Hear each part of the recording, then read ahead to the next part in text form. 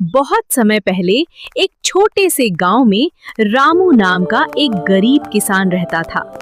उसके पास थोड़ी सी जमीन थी और उसी से वह अपने परिवार का पालन पोषण करता था। रामू मेहनती और ईमानदार था, लेकिन उसकी किस्मत हमेशा उसका साथ नहीं देती थी। एक साल गांव में भयंकर सूखा पड़ गया था, जिससे चारों ओर की धरती सूख गई और लोग बहुत परेशान हो गए। खेतों में फसल नहीं हुई, कुएं सूख गए और लोगों के सामने खाने तक की समस्या खड़ी हो गई। रामू ने अपनी पूरी मेहनत लगा दी, लेकिन उसके खेत से मुश्किल से कुछ अनाज निकला, जो उसके चेहरे पर उदासी ले आया। एक दिन वह अपने खेत में काम कर रहा था कि उसे मिट्टी के अंदर एक पुराना घड़ा मिला। उसने उसे बाहर निकाला। उसने घड़ा निकाला तो देखा कि उसमें सोने के सिक्के भरे हुए थे, जिससे उसकी आंखें आश्चर्य से फटी की फटी रह गईं। उसके मन में विचार आया, अगर मैं ये सिक्के रख लूं तो मेरी सारी गरीबी हमेशा के लिए दूर हो जाएगी। लेकिन अगले ही पल उसने सोचा, यह धन मेरा नहीं है, किसी का खोया हुआ होगा।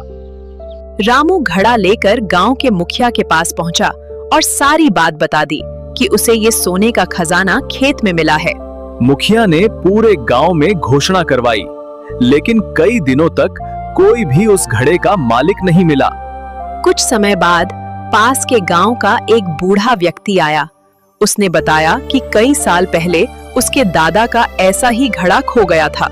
उसने घड़े की पहचान भी सही बताई। मुखिया ने जांच पड़ताल की और पाया कि बूढ़ा सच कह रहा है। तब रामू ने बिना किसी लालच के वो घड़ा उसे लौटा दिया। बूढ़ा व्यक्ति रामू की ईमानदारी से बहुत प्रभावित हुआ और उसने रामू की प्रशंसा करते हुए उसे अपना आशीर्वाद दिया। बेटा, तुमने चाहा होता तो ये धन अपने पास रख सकते थे, लेकिन तुमने सच्चाई का रास्ता चुना है।